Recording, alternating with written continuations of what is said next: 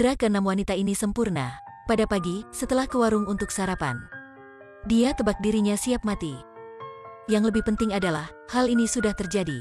Bahkan rumah sakit di mana ada kemampuan mengobati dan kemampuan mendiagnosis sangat akurat ini, langsung menyuruh dokter, aku ingin pencitraan resonansi magnetik. Aku berpikir dalam otakku ada sesuatu. Dokter memeriksa menemukan tidak ada gejala, tapi si wanita ini tekad ingin berlaku. Jadi mereka sudah pencitraan resonansi magnetik untuknya. Mesin pencitraan resonansi magnetik tidak tahu sudah mendiagnosis untuk seberapa penyakit. Kali ini juga tidak terkejut. Hasilnya ada benjolan di otak yang tak boleh diobati. Jenis benjolan ini terletak di tempat bahaya otak. Jadi tidak boleh menghapuskannya. Dan kebesarannya sangat bagus. Jadi juga terpengaruhi parah pada otak. Dua wanita ini sedang takut. Jadi harus bagaimana mengobati? Bisa mengobati tidak? Jawaban dokter adalah tidak bisa. Si wanita ini setelah memeriksa harus menghadapi kematian.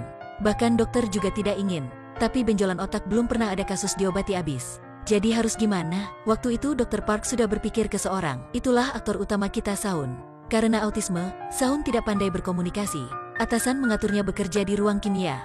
Di sini, dia juga ketemu jodohnya Carly. Meskipun inilah pekerjaan logistik, tapi talenta meskipun kemana juga tidak dikuburkan. Tak lama lagi, Dr. Park menemui Saun. Menjelaskan sederhana samanya tentang kondisi pasien tadi. Dan memberinya laporan pemeriksaan pasien. Berharap dia bisa memakai keterampilannya untuk membantu pasien yang didakwa mati masih bisa hidup. Saun sebenarnya tidak membuatnya kecewa. Dia menemukan asidofil pasien.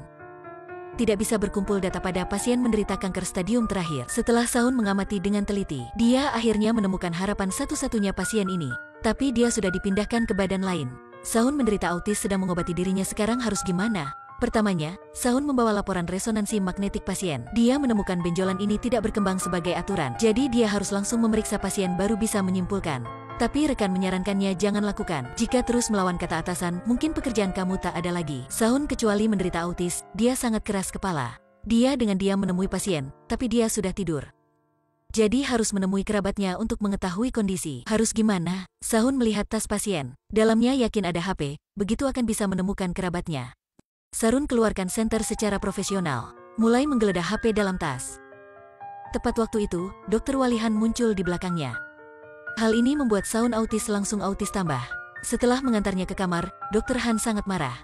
Kamu pada waktu pasien tidur menggeledah tasnya ingin mencurikan? Kamu kurang uang menyuruhku ya? Meskipun aku juga tak ada uang tapi kamu tak boleh mencuri. Saun sudah analis pikirannya. Pasien adalah ahli menilai kuliner, di Facebooknya menganggap dia pernah ke warung sushi. Tapi tokonya sudah ditutup setelah itu, karena makanan tidak mendapat standar. Meskipun aksid Lampung bisa intisari parasit dalam sashimi, tapi juga ada persentasenya sangat kecil adalah menderita klon larva. Jadi yang dalam otaknya bukan benjolan tapi bengkak yang parasit hidup. Setelah mendengar analis Saun, Dr. Han juga berpikir ada kemampuan ini. Jadi memeriksa pasien, setelah ada hasil cek kimia, Saun menunjuk emosi semuanya kagumi. Ternyata semuanya sebagai kata Saun. Setelah mengumumkan si wanita hal ini, keduanya terus ada harapan, saling peluk air mata meleleh. Setelah keluar kamar, Dr. Han berkata sikap kamu hari ini sangat bagus. Aku berpikir bahwa kamu berperan pekerjaan logistik sangat benar. Meskipun Saun sabar menganggap dirinya sebagai ahli bedah yang luar biasa. Tapi Dr. Han tidak berniat mengembalikan lagi untuk Saun. Tak lama lagi, Saun juga keluar rumah sakit ini. Di samping itu, ada seorang pendeta ke rumah sakit. Dia berkata Tuhan akan menyelamatkannya. Jadi kenapa dia harus ke rumah sakit? Apakah kamu seberapa kuat kekuatan keyakinan? Orang inilah pendeta, dia ada keyakinan dirinya.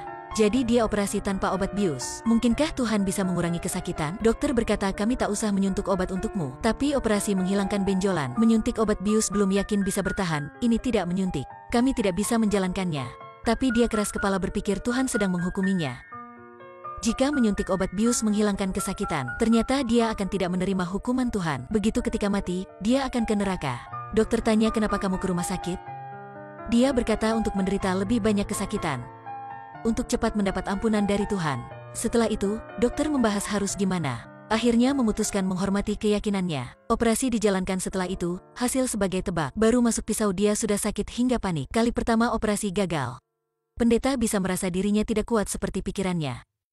Setelah istrinya membujuk lama, dia akhirnya menerima menggunakan obat bius. Kali operasi kedua dimulai. Ada obat bius jadi jalannya nyaman. Setelah benjolan dikeluarkan, Neil ada pengalaman kaya menemukan. Ukuran benjolan ini sama hasil pemeriksa beberapa hari yang lalu. Lebih kecil beberapa kali lipat. Beberapa hari ini, dia tidak menerima cara apapun. Hanya satu kali operasi terkejut. Kenapa benjolan lebih kecil begitu? Semuanya mulai melihat gambarnya dan analis. Menggunakan yang pernah dipelajari juga tidak bisa menjelaskan. Kenapa benjolan tiba-tiba kecil banyak hanya dalam waktu itu? Setelah itu mereka memberitahu pendeta hal ini. Ternyata Tuhan sudah menyelamatkannya. Karena meskipun kamu tidak operasi, benjolan juga hilang sendiri. Melalui hal ini, aku memutuskan mencari keyakinan. Aku memutuskan percaya pada hal biasa, aku menganut Bada. Isi film sampai sini saja, sampai jumpa.